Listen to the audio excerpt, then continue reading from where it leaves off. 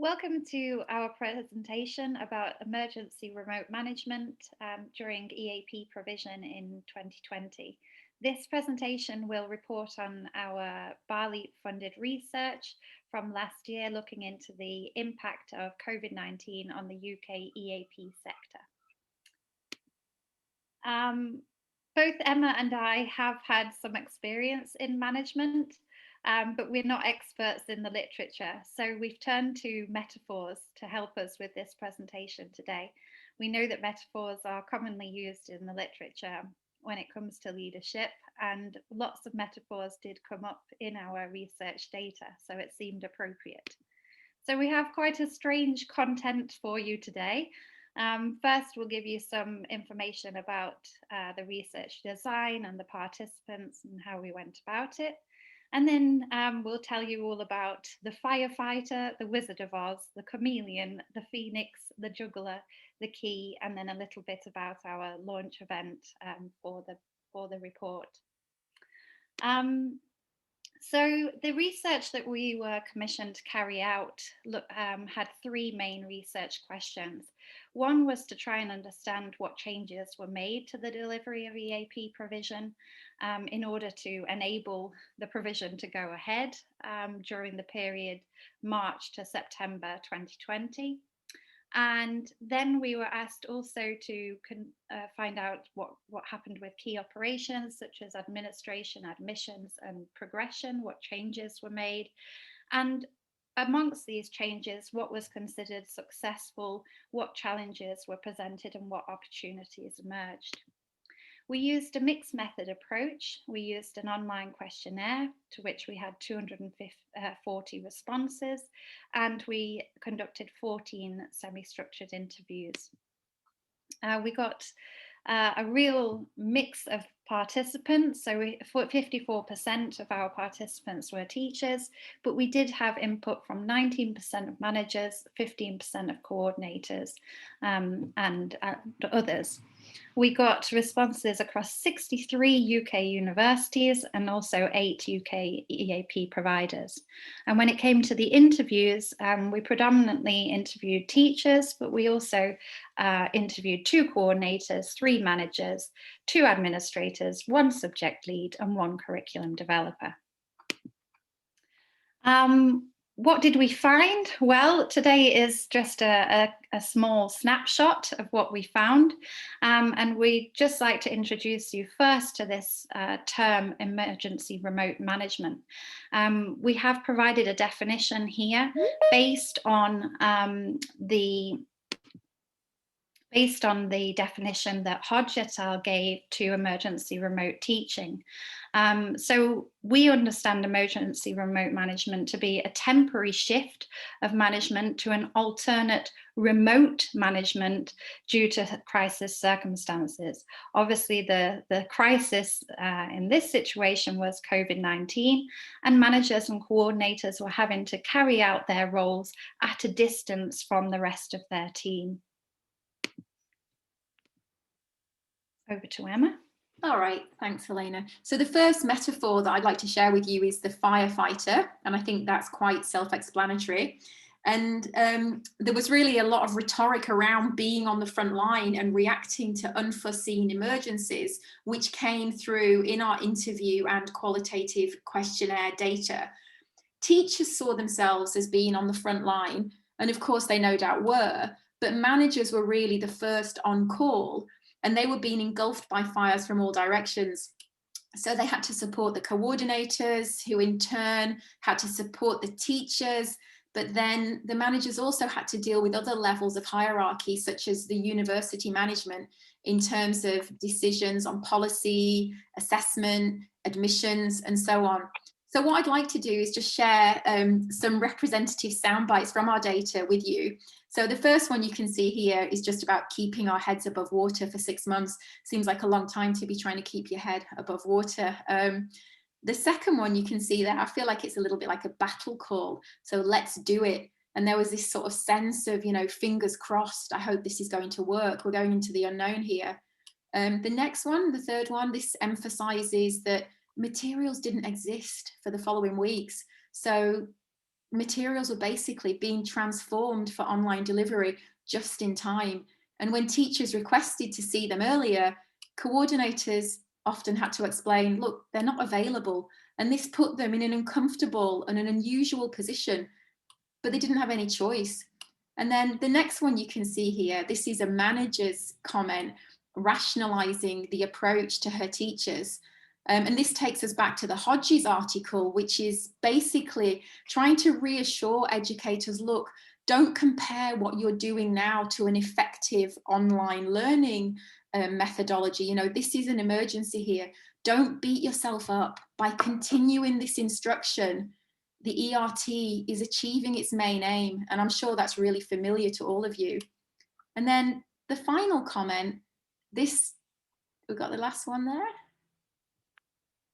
Yep, here we go. So this really sums up that various fires needed fighting on many fronts. And this coordinator describes how she had to deal with really new and unknown tasks, such as producing new regulations and policies regarding progression and so on. Okay, and in many cases, colleagues hadn't done these things before and they hadn't been trained. And this really brings us on to the next metaphor, which Helena is going to present. Okay, so the Wizard of Oz, you may or may not be familiar with from the film, really had to be something that he wasn't. His name was the Wizard of Oz, but actually he wasn't really a wizard. And managers and coordinators had to do a similar kind of thing. They had to pretend to be something or to know something that they didn't always really know. The quantitative data revealed that 12% of managers and 25% of coordinators had received no training for the role that they had to carry out during the pandemic. This compares to a smaller amount of teachers who didn't receive training. This was 4.5%.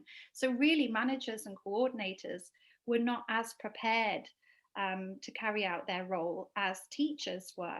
And this again comes across in the quantitative data where coordinators and managers rated themselves as less prepared to carry out their job online than teachers did.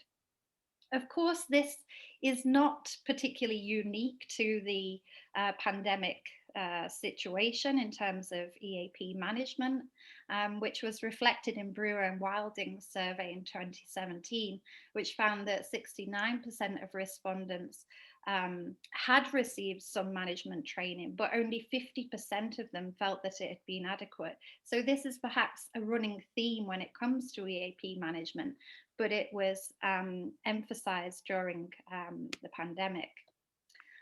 So there was an element of faking it.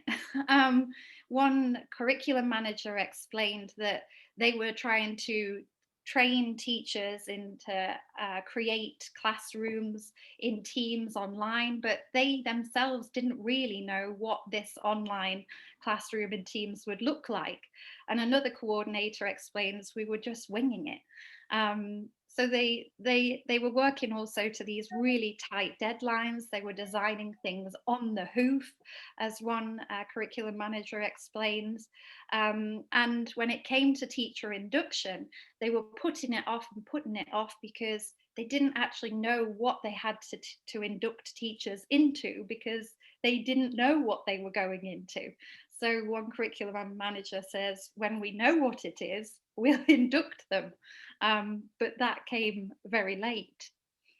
Managers and coordinators had to ensure that teachers had the relevant support, but they themselves did not always have the relevant support. So one manager here explains, I did not receive any training myself, but I had to oversee the provision of training for the students and for the tutors. Another one explains that they had to very quickly go about induction and support for others, whilst at the same time designing the course, converting the course, dealing with admissions and many other things, and going at all of this completely clueless. All right, so I'm going to move on to our next metaphor, which is the chameleon. And I've taken another quote here from the Hodges article, and this really highlights the increased responsibility on faculty because the university support systems weren't adequate to support everybody or hadn't really been put in place. And a common theme in our data was the need for flexibility to deal with this ever-changing landscape, and the sense that regular roles had changed to encompass completely new responsibilities. So we've just got a few examples here. So curriculum managers found themselves doing more administrative tasks. Coordinators had to answer technical questions. They had to rewrite curricula or design new assessments. And in some instances, coordinators had to be on hand during synchronous lessons as technical support. And in many institutions, they really were the go-to expert for all kinds of queries. And one thing that really was clear from the data was that teachers were so grateful for the support that they received from the coordinators. Of course, the roles of managers changed a lot too. So they had to negotiate with the wider university to design policies, to broker deals for assessment software, and so on. So every day, or even many times during a day, a new situation would arise.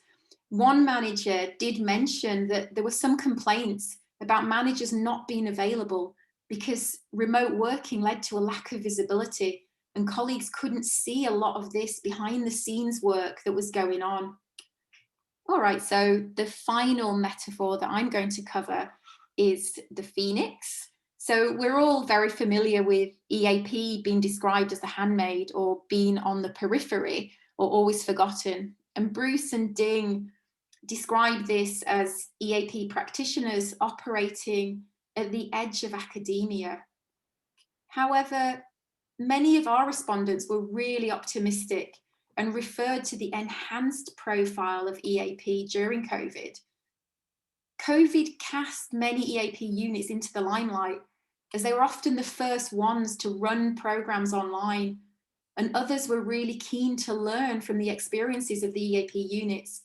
People cared because if the EAP course didn't go well, students might have a bad experience and not want to continue at the university. And I've picked out some really lovely quotes to share here with you, so some really positive ones. So it provided an exemplar of practice for the institution. The second one, this participant explains how the EAP unit were the guinea pigs, but they were successful, and then they were invited to support others in the university, to run workshops and to share their experiences. And let me move on to the third one. So this idea came through a lot in the data. In a way, EAP colleagues became the early experts. While others were in a state of panic and were learning the ropes, our colleagues had a lot to offer. They were well placed to offer advice and training because they'd had courses which had maybe started in March or May, whereas others were starting in September. The next one, bombarded with questions. How did you do this? How did it go? And specific areas which were mentioned were the use of lockdown browsers, converting assessments to online forms, workshops on online engagement and collaboration, or building a community online. And another really interesting one was supporting with the move from a VLE to Teams, because the VLE might have been blocked by a Chinese firewall. And the EAP unit had preempted this and they'd worked around it. But then months later, the rest of the university panicked when they realized that a huge proportion of students couldn't get access. So again, the EAP unit was seen as the experts. The next one here, as this participant says, everyone cared what they thought, and there wasn't such a squeeze on resources anymore. All right, and then the last one, and I think this is a really interesting point. One manager explained how online assessment around the university really highlighted language as an issue for consideration across the whole university. Everybody in the rest of the institution was in a panic about contract cheating, and a high proportion of the cases were English language learners or international students. And because these students were contacting their teachers in a different way, so for example, through email or Teams messages, it was clearer to faculty that their assessment instructions weren't clear to students. And then EAP colleagues were called in to provide support on how to write assessment instructions, how to design marking schemes, and how to give feedback. So their knowledge and expertise in this area was suddenly valued. And as this manager commented, it made faculty aware of the difference between language knowledge and content knowledge and where they intersect. And I'll pass you back to Helena for another metaphor.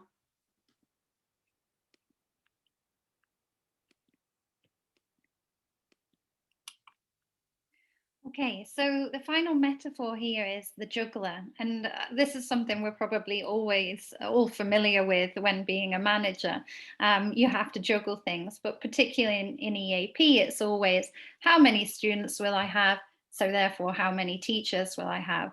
Well, this was made all the more difficult during the pandemic because managers had very little idea of who was going to turn up, whether anybody was going to turn up, how many students would arrive, and therefore how many teachers they would need. This was further complicated by the admissions process and the change to assessments. So students were doing exams later, joining and registering later, sometimes when the course had already begun, and students were also dropping out later than when they'd got the scores they needed and no longer had to do the EAP course. So as one manager explains, there was just no way of knowing about student-teacher ratios, and this was very challenging, particularly when you had to be conscious about finances. This runs into the point that the questionnaire respondent here makes, that they could not guarantee work to staff on precarious contracts, which is another major issue that the pandemic added to. And another administrator commented that she didn't really know which students were there or not, because people were not presenting themselves physically for registration, and therefore they never knew quite whether students were on the course or not and supposed to be engaging or not. And again, therefore, how many teachers were needed. So there was a constant juggling act going on, which again is not unique to the pandemic situation, but was enhanced by it. We did pick out three main strategies that managers tended to use in order to create a more successful EAP course during the emergency situation. One of these was the management structure, and we've created a figure here to demonstrate the structure that many managers referred to. And this was having a manager at the top, then having a team of coordinators, with each coordinator responsible for a cluster of teachers. And the coordinator would kind of work closely with a group of, let's say, 4 to 6 teachers, and they would be their main point of call. And this seems to be a structure that many turned to and found successful, and said they would continue to use post-pandemic, even in a return to face-to-face. The second key that Emma's already referred to was the coordinators and the really important role that they played. I've picked out 3 quotations here, but one from a curriculum manager explaining that the coordinators were seen as the problem solver supreme. They became tech wizards, and they were really on the front line, particularly with this management structure, which meant they were responsible for a team of teachers. And this was appreciated by the teachers as well, and this came through clearly in the data. One teacher comments about how the coordinators were really the ones that helped to build a community, not just amongst the students through the course design, but also amongst the staff as well. And another teacher comments about how difficult it must have been managing a group online, when the coordinators had never done that before. They'd not had that training, and yet they managed to do it successfully. So coordinators really were a key. And the third key was really communication. More communication, so making it more frequent with more meetings. More accessible communication, so being able to use tools such as Teams chat or video call just to have a quick call, check everything was okay or whatever. and more organized calls and meetings. So sometimes doing a flipped approach where they gave people content to read beforehand, and then the purpose of the meeting would be to check and ask answers. So there were clear strategies that managers and coordinators used, and curriculum managers and administrators, in order to manage the situation successfully. And overall, the data really did show that managers and coordinators and those responsible for managing this crisis situation, those responsible for ERM, emergency remote management, were on the whole successful and deserve credit for everything they achieved.